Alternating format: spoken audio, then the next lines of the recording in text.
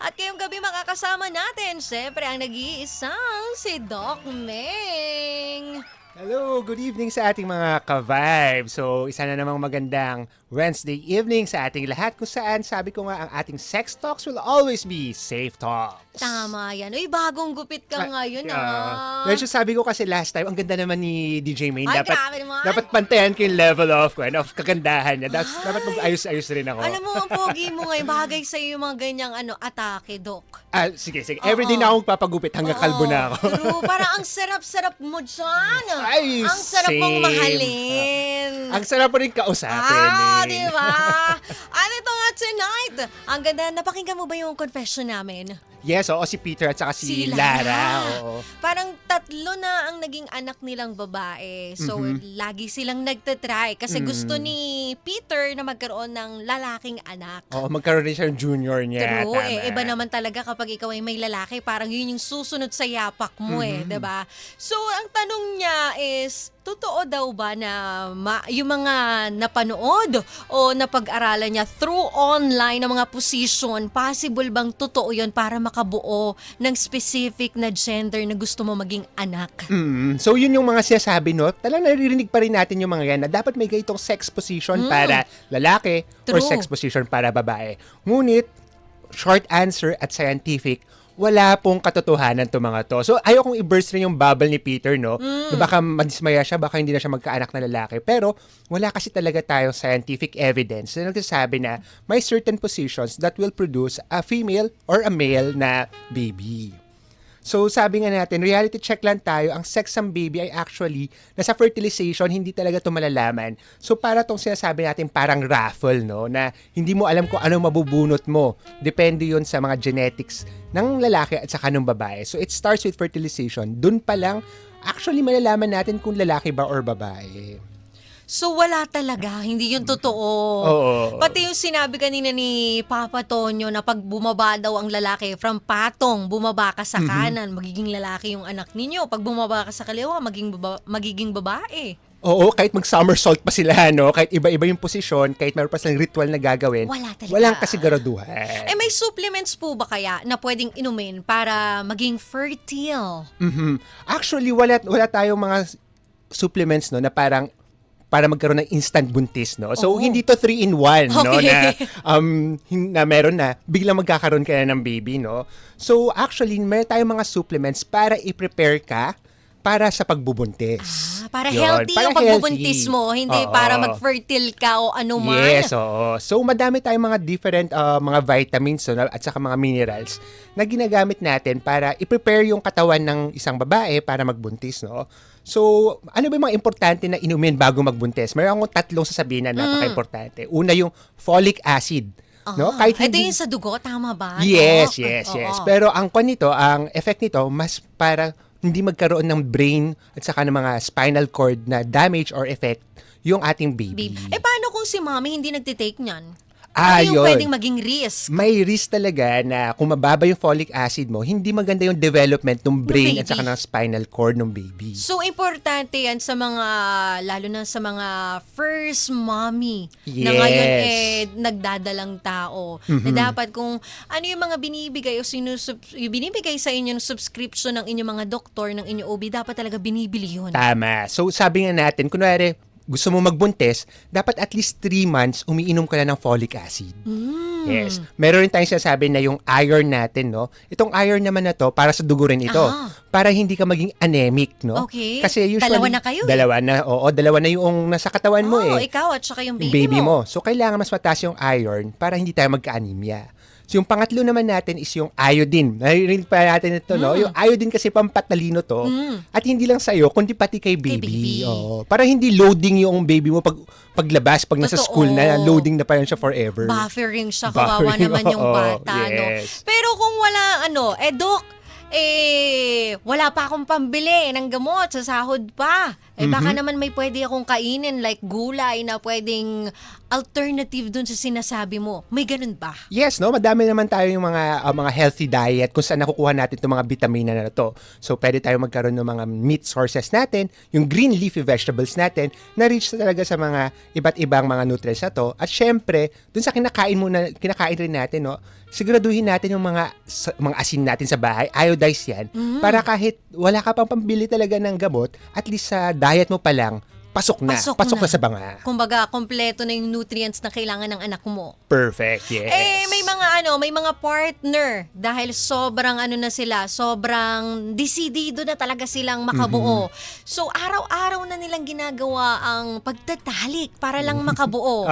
Okay pa ba yun? Yung araw-araw, healthy pa ba yun? Safe ba yun? Yung araw-araw, hindi naman natin sinasabi na bawal kayo mag-sex araw-araw, pero naman, DJ Main, magpahinga naman tayo. Wala, nandun na sila hinahabol nila tayo, is go down. So yung everyday, hindi talaga siya, hindi ko sasabihin na hindi tama, pero mas maganda kung nagpaplano tayo magbuntis, at least every other day, no? So, pwede itong gawin na every 2 to 3 days yung pagtatalik natin kung gusto talaga magkaroon ng anak. So, hindi naman to parang attendance check sa classroom na dapat everyday. Everyday kailangan present. Yes. Diba?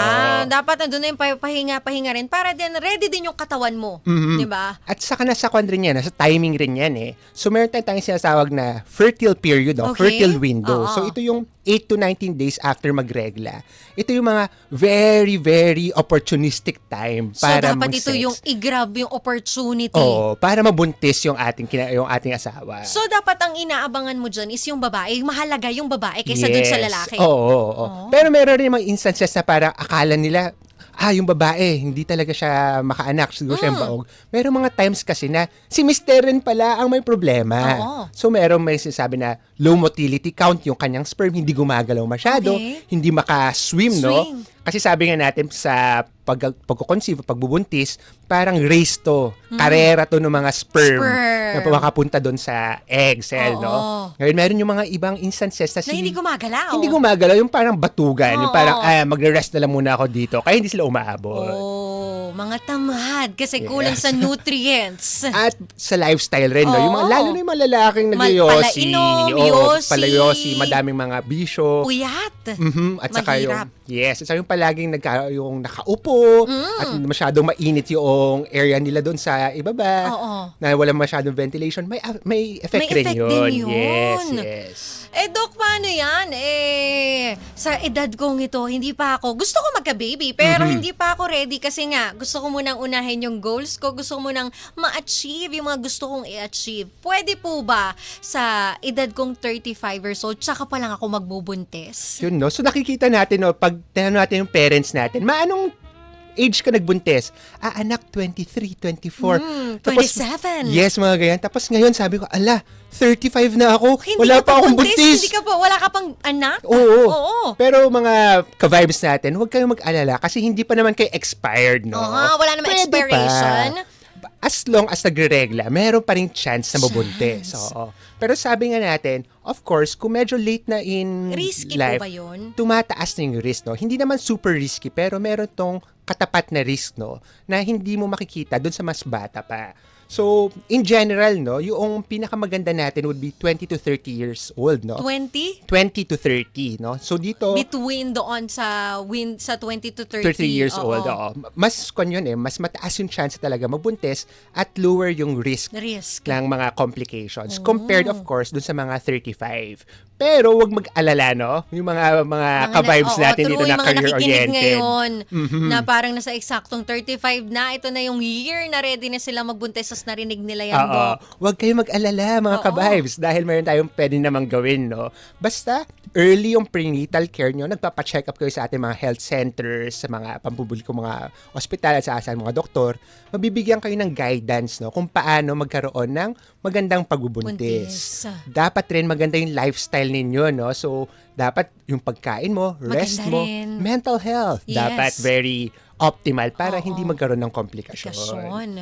So, ang bottom line talaga nito, hindi lang edad ang basehan, kundi pati yung katawan. Katawan. Yes. At saka yung mga yun nga, lifestyle mo, kinakain mo, paano mo inaalagaan yung sarili mo. Oo, yung self-care. Yes, importante yun kung gustong-gusto mo talagang magkaroon ng maayos na pagbubuntis, lalo na kung nandun ka na sa edad na medyo Later na, no? na. Yes. True. Tapos, mas maganda yung main na pag ikaw ay very blooming at maganda at inalagaan mo ang sarili mo, it will also reflect doon Your sa baby. mo. True yan. Yes. Totoo yan, Dok. Oo. Naniniwala ako dyan. Pagdating naman, Dok, sa fertility, meron bang mga specific na pagkain na nakakatulong dito? So, again, walang magic ulam, no? Or Okay. enchanted food Oh, na yes. biglang, kung Ops. kakainin ko to, Oo. mabubuntis ako bukas. True. Walang ganon. Pero may mga tamang pagkain na makakatulong sa pagbubuntis at saka sa pag-prepare sa sarili, no? So, meron tayo yung mga fertility-friendly food na sinasabi natin. Ito yung mga gulay at prutas, lalo na yung mga malunggay, spinach, broccoli, yung mga green talaga, no? Dahil yun yung tad-tad talaga ng nutrients. Vitamina.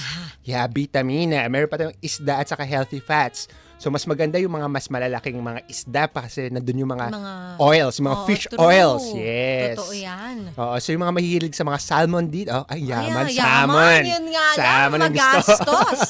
Tuna, ganyan. oo. Pero kung wala naman, pwede rin yung mga sardinas, no? Yung mga maliliit na isda. isda? Mataas rin yun sa mga fish oils natin. Meron rin tayong mga whole grain, katulad ng mga gustong-gusto to ng mga ka-vibes natin, yung mga nag-dieta, mga brown rice. Ay, oo, favorite ko yan, Doc. Yes. Actually, nagba-brown rice na rin ako ngayon eh. Oo, iba eh. Ang sarap niya. Yes. Oo. At saka, Tapos, parang hindi ka bloated. yun yung sasabihin ko, Yes. hindi ka bloated. Ang ganda ng feeling mo everyday. Regular Parang yung, gaan-gaan. regular yung pagdumi mo. Oo. It's okay. Yeah. Yes. Oo. At saka yung protein, itlog, manok, yan yung mga kailangan natin.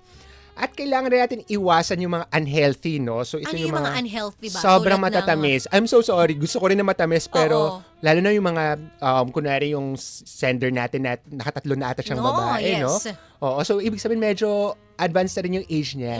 Kailangan na nating i-lower down yung mga desserts natin. Desserts. Oo. Sabi nga din nila, 'di ba, Dok, kapag ikaw ay buntis, iwasan mo kumain ng matamis kasi daw madaling lumaki. Totoo ba 'yon? Madaling lumaki yung baby. Ganon din kapag mahilig ka sa mga malalamig like ice cream. Yes, yes. Actually, ito nakikita natin sa mga ospital, no? Nung nag-hospital pa ako. Meron yung mga babies na sobrang taba, sobrang cute. Ang lalaki nila. Ang sarap kurut-kurutin. Sarap kurut-kurutin. Pero malaman mo pala, mataba pala sila at cute na ang taba-taba ng pisngi nila Pero- dahil diabetic pala ang mommy. At mayroong epekto rin yun doon sa baby natin. So, pwede rin maging makuha ni baby yun. Yes, no? So, hindi lang dapat cute si baby, dapat Oo, healthy rin. Importante yung healthy, hindi lang basta cute. Eto, Doc, may nagtatanong ang ating ka-vibes na si Erica ng Tondo, Manila. Doc, nakakaapekto po ba ang stress o mood sa fertility kahit regular ang sex? Yes, no? So, isipin muna natin, ano bang epekto ng stress at saka ng mga anxiety natin sa katawan? Una, nakakaapekto to doon sa, kung lalo na sa mga babae, no? Dahil kung meron tayong mga kaibigan na, di ba, super stress sa trabaho, Oo. hindi nila rin regla ng regular. Oo. So, nagkakaroon rin ng hormonal imbalance. Masisira. Yes, oo. At alam naman natin, very important yung hormonal balance natin para mabuntis kasi siya yung mag-trigger sa'yo na, oops, okay na, mag-ovulate ka na, pwede ka Pwede na na. mabuntis. Oo. Maliban doon, of course, dahil doon sa stress na yon, yung pressure rin sa sarili mo, no, na, makikipag-sex na naman ako, sana mabuntis ako. True. Iniisip mo na Isip lang. Mo, so yun, hindi mo na Enjoy. na-enjoy. Mas Yun. nakafocus ka doon na kailangan makabuo ako. Exactly. So parang nape-pressure ka. So automatic yun, stress yun. Stress yun. At saka hindi pleasant yung sexual intercourse nyo doon sa Oo, mister mo. totoo. Dapat kasi, ang maganda dito, dapat enjoyable pa rin ang paggagawa ng baby. Dahil, at the first place, it is a manifestation of love. True. Yes. Ito, Doc, may mga nakikita ako. Minsan pag nasa mall ako, may mga buntis. Di ba, nakaupo. Siyempre, yung mga iba, pagod na maglakad. Upo yan. Tapos may nakita akong mag-asawa, parang sinuway nung lalaki, yung babae, na nakaupo, pero naka-crossfit siya. Hindi ko alam bakit. Masama ba yun? Okay, no? So, meron tayong mga before kasi magbuntis, may iba't ibang level of activity rin yung mga babae, no? Meron yung mga iba na medyo sedentary, tapos yung mga iba, yung super active naman talaga, no? Na talagang ma-exercise talaga sila. So, depende talaga yung mga levels of CrossFit kasi para exercise yun, no? So, depende rin yun kung ikaw ba ay active na noon or hindi pa lang. So, kung nabuntis ka, tapos biglang, dahil buntis ako, kailangan ko mag-healthy, kailangan ko mag-CrossFit, kailangan ko mag-jogging, kailangan ko mag-spinning classes, ay medyo, wag muna. Dapat dandahanin natin to, no? So, hindi naman bawal mag-exercise. Exercise. So, As long as na may care pa din naman. may care pa din. At of course, dapat alam mo kung paano mag-exercise ng tama. Dahil sabi nga natin, pag buntis ka, dalawa na kayo dyan. Oo, totoo. Hindi lang naman ikaw na. Yes, so yung mga injuries mo, pwede rin magkaroon ng injuries yung baby mo, lalo na kung bigla kang matisod, bigla kang matapilok sa mga madapa. exercises mo. Oo. True. O So, mapuwersa. Yes. So meron talaga tayo mga exercises na magaganda, no? Katulad ng mga brisk walking lang natin, yung stationary bikes natin, at saka yung sinasabi yung best friend na exercise ng mga mommies, yung swimming. Totoo yan, no? Ang daming buntis na yan ang nagiging hobby nila pag sila ay pregnant. Yes, no? Actually, may mga buntis na nagtatanong sa akin, Dok, hindi ba papasok yung tubig at may infect si baby kung marumi yung tubig? Kunwari, yung swimming pool, Yes, di ba? May oo. chemical May yun. chemical yun. Baka pumasok daw. Actually, hindi naman necessary na papasok yun. Basta, regular yung check-up mo at sinabi na normal ang pregnancy mo, no? Dahil meron tayong natural na parang plug doon sa cervix natin o doon sa puwerta natin para hindi papasok yung mga dumi, tubig. Yes. yung tubig. Ito naman, galing kay Lara ng Quezon City ang ating ka-vibes. May exercise po ba na dapat iwasan habang buntis? Yes, meron, no? Ano po yung mga ito yan, yung Dok? mga sinasabi natin, contact sports, no? Huwag na tayong magjujudo, huwag na tayong magkakarate, Grabe naman yun. Ewan ko volleyball, na lang talaga. basketball, di ba? So, bawal din mag-badminton? Oo, medyo Kasi- contact sport kasi Oo. yun eh. So, iiwasan natin yung pwede ma-injure yung ating baby, no, sa sinapupunan. So, mas maganda talaga yung mga activities talaga na wala masyadong mga bola, wala masyadong mga bats o yung mga tennis racket. Takbo-takbo. Oo. Baka kasi ang madribble mo, Oo. yung baby mo. True. 'Di ba? Dok, may mga taong time is gold. Sinusulit na nila na mabuntis ulit para dire-diretso na kaysa yung malalaking agwat. Paano yung mga kabubuntis lang 6 months ago? Gusto ulit magbuntis. Buntis. Pwede ba yun? Hinahabol talaga nila yung Oo, number diba? of Number ng of children yung ayaw nila. nilang magkakalayo, 'di ba? Actually, nakikita naman natin na meron talagang mga ganun. Na May gustong mga ganun. Sunod-sunod na. Oo, Oo. true. Pero, DJ Maine, ang buhay ay hindi karera. True. So, wag tayo magmadali. Magmadali. Oo. Tapos, sa mga mister naman natin, maawa naman tayo sa ating misis, no? Kasi, kabubuntis pa lang yan, ibig sabihin, nag-undergo ng different changes, True. physical changes sa Kumbaga, katawan. Lamog na lamog yung katawan ng babae, nung asawa mo. Hindi pa siya nakaka-recover. Yes. Diba? Ikaw ba naman 9 months kang may bit-bit na anak tapos manganganak ka, swerte mo kung nanganak ka ng mabilis. Paano kung matagal may mga ganun na May mami? complicated pa. Yes. Tama. So, sinasabi natin, at least, ang magandang spacing natin would be 2 years. 2 years talaga. Yes, para fully recovered talaga si mommy, no? So, kasi kapag masyadong maaga naman yung pakipagtalik natin, no, kung nanganak, tapos biglang, gusto ko na ulit magkaroon ng baby, meron tayong mga matataas na risk, no? Risk para sa preterm birth ulit, magkakaroon ng low birth weight yung susunod na anak, bababa yung timbang, at of course, anemia. Nung Kasi bata. nung nanay at Nanay saka nung din, bata. oo. Kasi sabi ko nga kanina, 'di ba, DJ Maine, kailangan ng iron dahil dun sa Dugo. Kasi pag nagbubuntis naman, merong tsansa na meron talagang dugo lalabas habang dinideliver mo si True. baby. True. At pag may nag-bleed yung isang babae, bumababa rin yung kayang iron. Siyempre nababawasan. Nababawasan, yes. So, pagpahingain muna natin ang misis natin. Kawawa naman. Masyado mo naman pinapagod. Paano yan, Dok, kung hindi pa daw nire-regla pagkatapos sumanganak? Hindi pa daw mabubuntis yun pag ganun?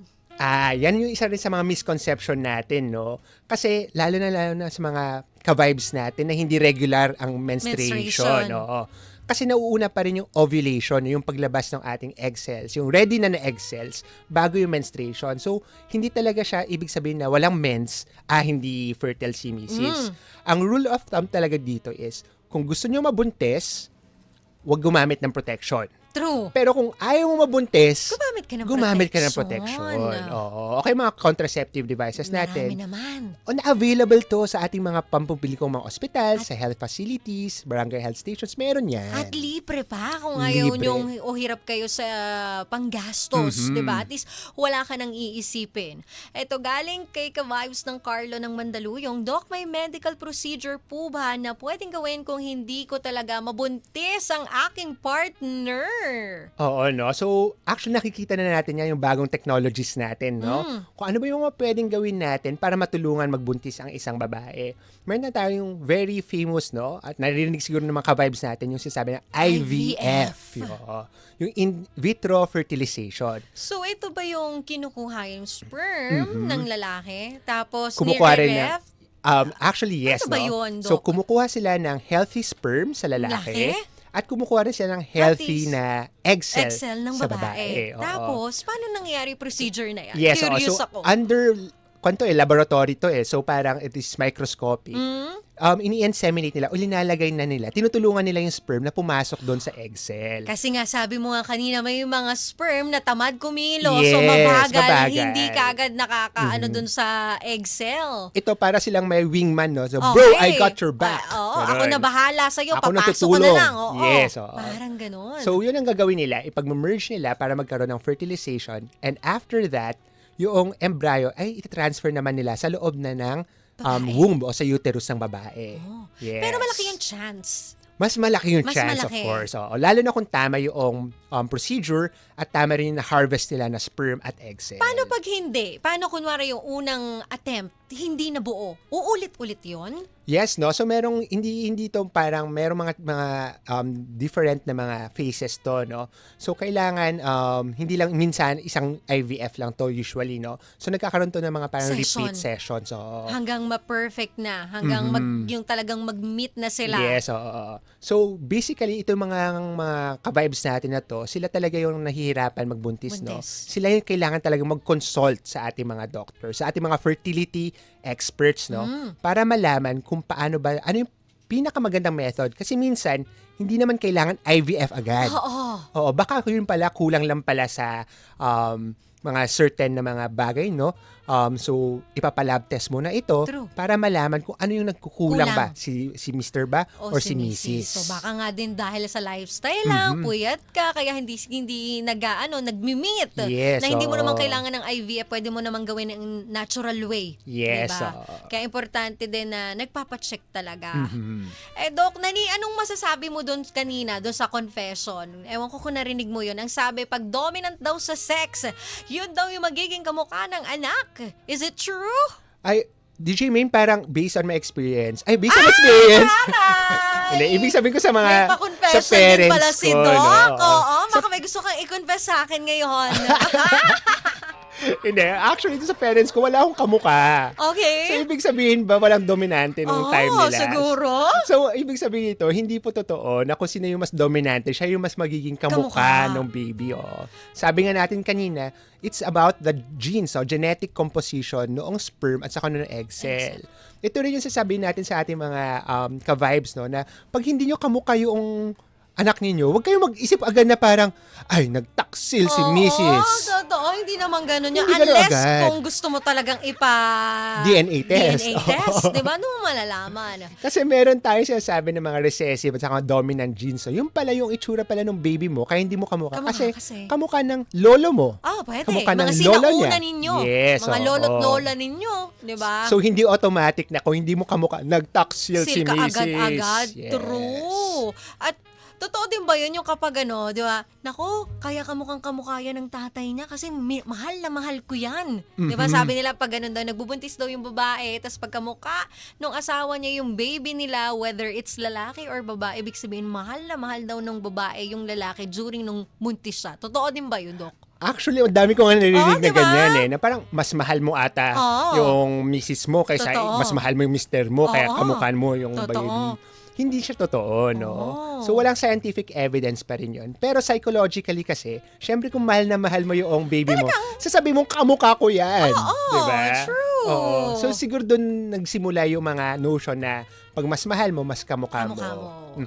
Eh, pagdating naman sa may mga PCOS, Doc, PCOS, diabetes, high blood, automatic ba na magiging high risk ang pregnancy nila? Okay, so sa ating mga ka-vibes no, na may mga Ganitong comorbidities, kondisyon. may ganitong condition, huwag kayong mag-alala dahil hindi ibig sabihin na may sakit kayong ganito ay high risk kayo agad.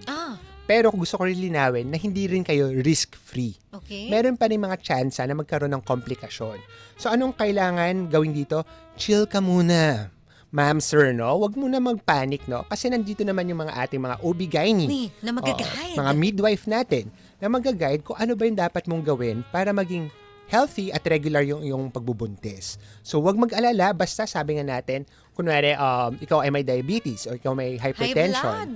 PCOS. Basta iniinom mo yung mga gamot na rineseta sa'yo kasi alam ng mga doktor natin kung ano yung kailangan mong Kailangan mo. inumin. Oo. Kahit buntis ka, meron mga gamot pa rin na pwede sa'yo. Kaya pakinggan mo at sundin mo kasi hindi naman nila ire-reseta yun sa'yo kung Yes. hindi mo kailangan. Oo. Diba?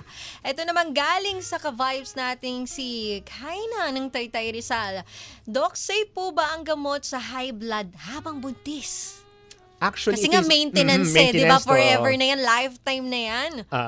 So, sinasabi nga natin na parang, pag ako magbubuntis, gusto ko organic lahat. True. Dapat walang mga gamot, walang synthetic na papasok para sa katawan healthy si ko. baby. Pero may mga instances na kailangan rin natin ng gamot, no? Sabi nga natin sa hypertension, mahabang sakit talaga ang hypertension. Hindi ito mawawala Wala bigla-bigla. na. Oo. Hindi ibig sabihin na buntis ka na, wala ka Wala ng ka high ng- blood. True. So, meron tayong mga anti-hypertensive na mga gamot na pwede, no? Na available at pwede at safe para kay misis. At kailangan natin inumin to. Alam mo, main, ito rin yung napapansin ko, no? Nung nag-duty pa ako sa hospital. Madami na tayong buntis na high blood. Oo. Di ba Oo, delikado yun, Doc? delikado yun, oo. Dahil pwede sila magkaroon ng preterm labor. Oo, yung mga At- anak sila nang hindi pa eksakto sa buwan Yes. ng baby nila. At ang nakakatakot dito, yung magsi-seizure, yung mommy. Oo, ito yung tinatawag natin na eclampsia, no? So, medyo technical yung dating niya, pero ang ibig sabihin lang nun, kung masyadong mataas yung BP mo, pwede ka mag-seizure at hindi lang ikaw yung nanganganib, pati si baby. So, may possibility pwedeng matigok ang mommy? Yes, oo, madami, no? Yung mga lalo na hindi controlled yung kanilang blood pressure, natategok si mommy at si baby. Yun yung masakit eh. Na pwede naman natin tong iwasan dun sa ating mga maintenance na gamot at regular na pag-check up sa ating mga OB-GYN, pero minsan nakakalimutan natin o minsan hindi na natin ginagawa. Pinapansin. Eh, Doc, possible din ba yun na wala naman akong, hindi ako high blood nung ako'y dalaga. Tapos nung nabuntis ako, possible yun, lumabas yun. Madami rin tayo mga Na ganong wala, kumbaga wala cases sa naman ako ganyan. history dati. Oo, Hindi tas- ako high blood. Bakit ngayong buntis ako, biglang eto na, tumataas yung aking Totoo. Oo, madami So, possible yun? Madami actually na nagko-consult na parang, Dok, ba't ganun? Hindi naman, ang ganda ng BP ko noon. Oo. Pero nabuntis ako, ang taas na. True. Isipin natin kasi, main, na meron tayong sinasawag na different changes sa katawan ng babae kung nagbubuntis. Under stress to mga to, no? Dahil syempre magbubuntis ka, lalaki yan, magkakaroon ng mga physiologic na changes at pwede yun mag-trigger ng ating hypertension or diabetes. So, hindi ibig sabihin na wala kang diabetes noon Hindi or ka pwedeng magkaroon hypertension during pregnancy. during pregnancy. May possibility at may chance. Ngunit sabi ko nga, main, basta nag-regular yung check-up nyo with your doctor at umiinom kayo ng gamot na prescribe niya, Walang magiging problema. wala magiging problema. Kaya importante yan ako sa mga ating ka-vibes na mga buntis. Ayan, yung mga mister na nakikinig ngayon. Kung medyo tinatamad-tamad si misis, kalabitin mo. Importante Yes. yung nagpapa-check up siya. Na-check yung, yung high blood niya. Kung tumataas na ba ang dugo niya, presyo, yung alta presyon, di ba? Yung diabetes. Di ba? Kailangan chine-check yan. At kung wala namang pera nga daw, Doc, paano nga daw yan? Ito yung magkagandahan, no? So, libre yung mga serbisyo natin sa ating mga healthcare facilities, no? Yung mga pampublikong ospital natin, barangay health stations, at yung mga ambulatory clinics natin, no? Natutulungan sila, no? At of course, meron tayong PhilHealth na tutulong rin doon sa mga ibang gastos nila. So, wala silang kailangan ipangamba. Yes. Diba? So, ang ating, sinasabi natin, antenatal check-up, yun yung check-up habang nagbubuntis, ay libre. Libre. Pati yung mga gamot, yung mga vitamins mo, pwede mo makuha ang libre. Basta sundin mo lang kung ano yung binigay sa yung prescription, Yes. di ba? Doc, 6 months na daw nagtatry yung mag-partner na magka-baby. Kaso wala pa rin daw talaga. Akalain mo yung sa loob ng 6 na buwan wala pang nabubuo. Ano na ba daw dapat ang gawin nila? Ito yung sinasabi naman natin na, girl, Mrs., wag muna kayo magpanic. You're not a failure, no? Yes. So, normal naman na pag 6 months na hindi ka pa buntis, hindi ibig sabihin na baog ka, Oo. no? Pwede mo pa rin itry yon. Pero meron tayong sinasabi na, meron tayong mga warning flags, no? Na kailangan mo na siguro magpa-check up sa iyong doktor. Kung for example, more than 1 year, hindi ka pa rin nabubuntis, lalo na sa mga 35 years old, less than 35 years old, 1 year yung tinatry, baka mayroon na tayong kailangan gawin. Punta tayo sa fertility doctor. O kaya naman, dun sa mga more than 35 years old naman, kung more than 6 months, kailangan mo na magpa-check. Baka, kailangan natin tulong with the doctor. Yes. Tsaka pwede na nga yun, yung procedure na kanina na pag-usapan natin, yung IVF. Yes. Diba? Pwedeng method yun. Pwedeng Depende method. nga yun kung ano yung magiging resulta ng check-up nila. Kaya huwag kayong matakot magpa-check up. Ito, may nag-comment sa atin, Doc, sabi ni Eugene Eugenio, yung asawa ko po, post-clamping seizure. Ano ibig sabihin nun, Doc? Yung mister niya, yung mayroong seizure?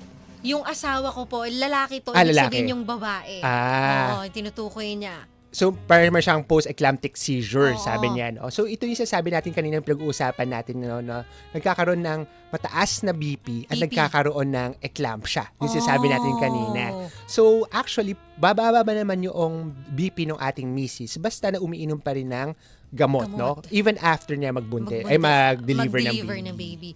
Kaya importante talaga, ang pinakasolusyon dyan, magpa-check up. Sundin kung ano man yung sinabi ni Ng doktor. Diba? Ano man yung kailangan i-take. Yes. Hindi naman yan ibibigay sa inyo kung makakasama. At ano naman ang masasabi mo, Doc, para sa mga ngayon, mga ka-vibes nating ready to be a mommy o yung mga nagdadalang tao ngayon, mga first-timer, ano ba, o yung gusto pa lang magkaanak, ano ba ang pwedeng gawin para maging handa ang kalusugan naming mga babae sa pagbubuntis? Yes, no? So may checklist tayo. Una, kailangan nyo lagi magkaroon ng pre-pregnancy check-up para malaman kung talagang healthy ba kayo. Pangalawa, kung nagpaplano, mag-folic acid na. Walang problema kung nag-folic acid ka. At least pag babuntis ka, ready ka na pala, no?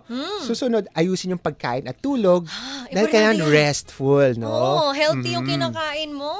Iwas tayo sa bisyo at syempre i-track natin yung menstruation natin para itaon natin na, okay, nagregla na ako. So, ibig sabihin, fertile na ako, pwede na tayo. Yes. Tapos, ang reminder ko rin, hindi lang to problema ni Mrs., no? Hindi lang ito Hindi lang work pwede ni si Mrs. Mrs. ang magtatrabaho Oo. niyan dahil dalawa kayo. Yes, so dapat yung lalaki may role rin, no? So, kailangan niya rin, kung sa tingin niya ay hindi sila nakakabuo, baka ako pala yung problema. Kailangan Hindi ko rin pala si magpa-check. Mrs. Oo. At kailangan rin niyang magbigay ng pinakakailangan talaga. Moral support at love dun sa kanyang misis. Oo, dahil nakapakahirap maging babae, di ba? Agree. Hirap niyan. Kaya dapat as asawa, sinusuportahan niyo yan. Di ba? Tama. Huwag niyo papabayaan. Nandun kayo sa sarap, tapos nung naghihirap, nabibitawan ninyo, dapat nandun pa rin kayo umaalalay. Di ba? Tama. Ayan, maraming salamat, Doc Meng. May huli ka pa bang gustong sabihin sa mga ka-vibes natin? Ayan, saan daw ba pwedeng magpa-check up ng libre para makakuha din ng gamot, especially yung mga buntis nating ka-vibes? Yes, no? So, mga ka-vibes natin na gusto magbuntis, no? Meron tayong mga serbisyo, no? Pampublikong serbisyo sa ating mga barangay health stations, sa ating mga klinika na primary care facilities, at sa ating mga pampublikong ospital kung saan makakakuha kayo ng quality at libreng serbisyo para sa inyong maternal health, no? Kasama rin natin dito yung PhilHealth. Mayroon mga packages dito para hindi na kayo mag-alala sa gastusin. Ang importante lang dito, lumapit kayo sa mga healthcare workers para alamin yung entirety o yung kabuuan ng serbisyo na pwede nyong kunin ng libre. Ayan na, narinig nyo, libreng-libre yan. Aalagaan nyo na lang inyong sarili at pupuntahan nyo yun, di ba? Yes. Siyempre, importante yun. Ayan, maraming salamat, Doc Meng, for tonight. Ang dami naming natutunan. Very informative. Ayan, at ganun din ang mga ka-vibes natin na talaga namang inabangan nila yan ngayong gabing ito. At mapapakinggan nyo yan, ang Tumpukin Mo, Doc, ang safe space Voice para sa Sex Talks every Wednesday pagsapit ng 10:30 to 11 p.m. dito sa programang Main Event. Kasama nyo pa rin, syempre, ang nag-iisang baby ninyo sa radyo, DJ Main. Hatid sa inyo ng 92.3 FM Radio Manila, your favorite music radio, ka-vibes!